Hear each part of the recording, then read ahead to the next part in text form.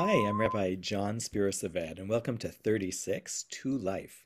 This is a series of very short sessions that take place at 12:36 throughout the month of Elul in this year of 2022, 5782, as we're heading toward Rosh Hashanah. I thought it would be nice to take a little time at 36 minutes past the hour during the lunch hour on the Eastern time and study one teaching at a time from our classic sources, from Maimonides, Rambam, and other things as well.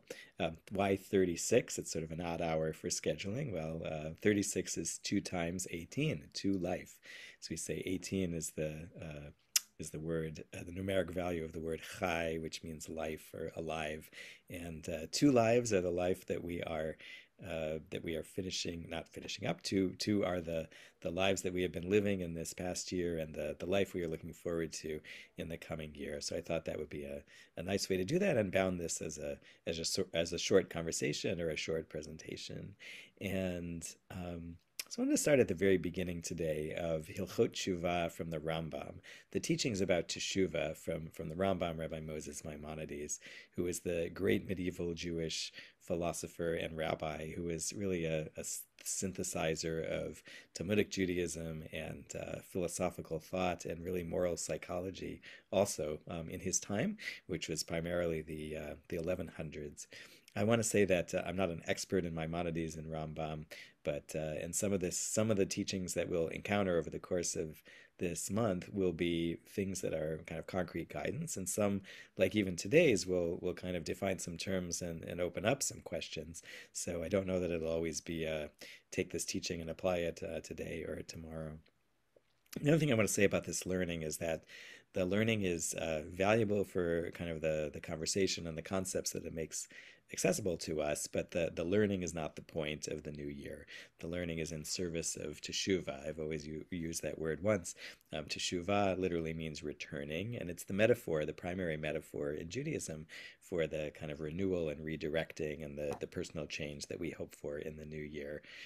Coming back can refer to coming back from being far away from the right path, or it can mean sort of rediscovering a path that's somehow rooted in a return to something that's enduring, even though, of course, the life in the coming year is not going to be the same. We don't want to just relive good things, but to figure out how to do things well based on a true path, whose principles at least are always there.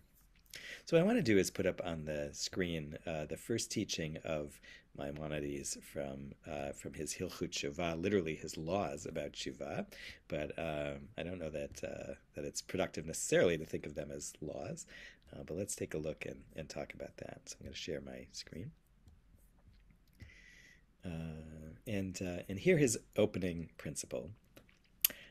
Kol mitzvot shebat Torah, all commandments that are in the Torah, bein aseh, bein lo ta'aseh, whether they're charges to do something or charges to not do something. Im avar adam al achat mehen, if a person passed by them, we often use the word transgression or violation. The metaphor is passing by an act or crossing over, kind of crossing a line might be a way to understand that if a person has crossed one of those mitzvot, one of those commandments, bein bezadon, bein bishkaga, whether intentionally or unintentionally. Kisheya'aseh teshuvah v'yashuv mechet'o, when that person does teshuvah and wants to return from their wrong, chayav lehitvadot lifnei ha'el baruch hu, that person is required to acknowledge, or sometimes we use the word confess to really talk about that word. They are required to acknowledge before the divine, blessed be the divine. Shana Amar, and he quotes a verse from the Torah, from the book of Numbers, chapter 5, verse 6. Ish o isha ki yasu, a man or a woman, so any person who does such an act, and it continues, v'hitvadu et chatatam asher asu, and they have to confess the wrong which they did.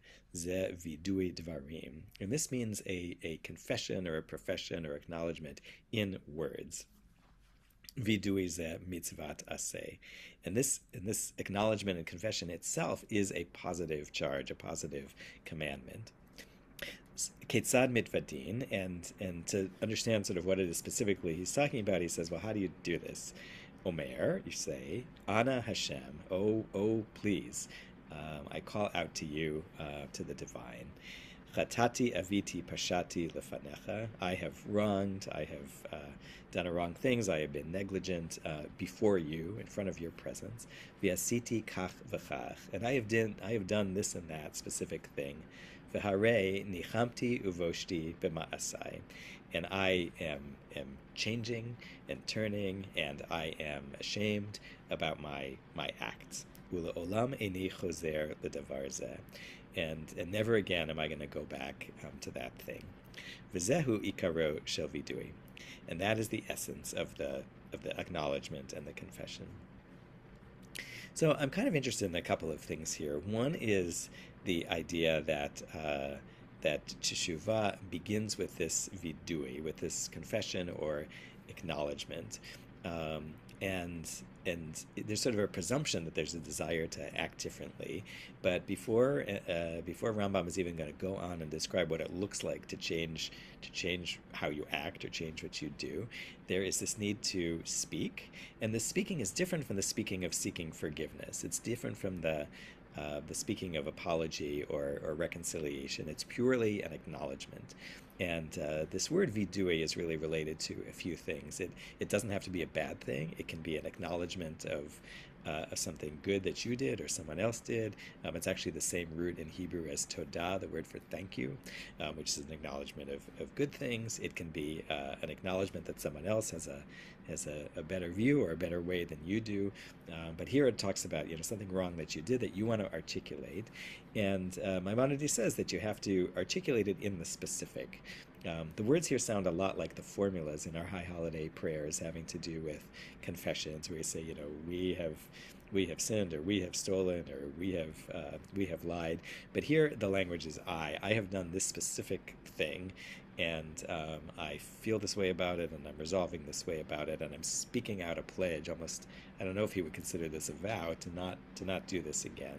And this has to be done the way he presents it, sort of in the presence of the divine. There's no other person involved, and now there's a need for certain kinds of things to go to the person involved, but this is sort of an initial thing which is rooted in the self, and that I think is interesting. It's in the self, but it has to be verbalized.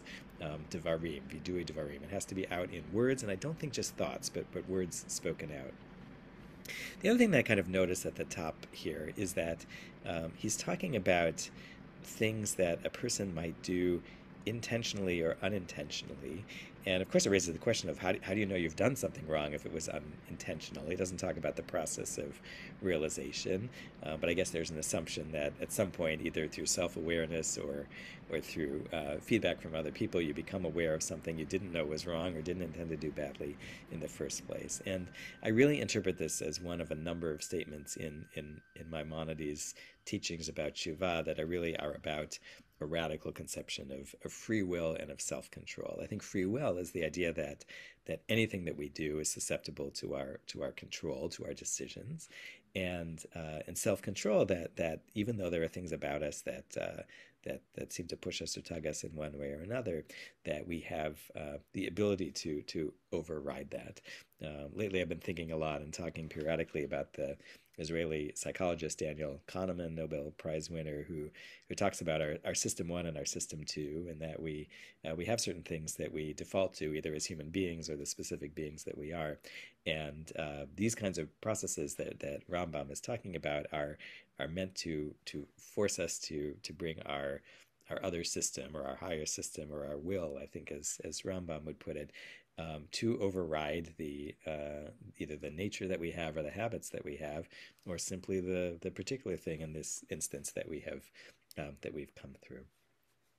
So I really am sitting and I have been thinking about what the meaning is of this verbal confession or even profession or acknowledgement, and it seems strange. I think in our culture, in our time, certainly in America, there is the idea that you reflect by being out on your own and thinking, or you reflect with a person, whether that person is a loved one or a close friend or a therapist, where you talk it out in the hearing of another person who acknowledges back and who hears. And of course, in Christian traditions, there are some where you go to a particular person and you confess particular sins. And here, there's nothing that rules out doing any of those things, but there is the sense that it's you, and you don't have even here the support structure for some reason built in, again, to teaching number one, of this other person, which also, I think, in this sort of radical free will and self-control of Maimonides, partly means that you don't need to wait for or to be dependent on whether there is such a person. Of course, it's good to have those people in your lives, but if you don't, that can't be a reason for not engaging in this part of the process of teshuvah. And the other thing I think about is something which I've only really dabbled in from time to time, which comes out later in Hasidism, particularly in Breslov Hasidism, teachings of Reb Nachman of Bratslav, where a person is to go out separate from the regular prayers and to just speak out verbally to God, into the presence of the divine, and to actually verbalize without someone else's presence anything that comes out. And it's a little different from this in that it's not a formula or trying to say this or that, but to see whatever it is that's welled up and to get it out there. I've heard Professor Rabbi Dr. Art Green talk about this as kind of a sort of a Jewish cousin to the initial teachings of Sigmund Freud, and how both sort of arrived at this kind of talking cure, but sort of in a similar century, in a milieu that was very different, but in some ways geographically within some dozens or not that many hundreds of miles of each other. But this doesn't have a therapist, a confessioner, or even a Rebbe who's listening on the other side. But I think maybe part of it is conceptual here, that Rambam is just saying, look, before we can even talk about what it means to set something right, you have to really give a name to it. You have to name the act. You have to name how you did it. You have to name your feeling about it, and you can't come before the divine until you are ready to say a certain amount of regret. And not just regret, but I think his language is a language of shame. And I don't think that it's helpful to say, well, you can't do a confession until you have all these things. I think sometimes you have to talk these things out in order to talk yourselves to a situation. But I think it is worth thinking about this process. And but what I do think that Rambam has going for him, and that I'm sort of trying to figure out, is that it's not right now calibrated against either the reactions of the person you may have wronged, nor is it calibrated against sort of wondering how you should put these things in a language to be heard by that other person. Often when we want to apologize, we're trying to think of how's the other person going to react, or what is it I need to say to them, and also how am I going to save face and look to them, and all that stuff is playing around. And the virtue, I think, of this kind of teaching is to say, let's take all of that off the table. It's just you. What is just you is, of course, a huge question all on its own. But at least it's you in relation to you, and you in relation to the divine. And it's an interesting starting point for that. The promise of this kind of radical capacity to do that is one of Rambam's, I think, strengths, and also challenges for us, because we're really not beings who are capable of this most of the time. We do need these other structures, and in the later teachings, Rambam will get to them.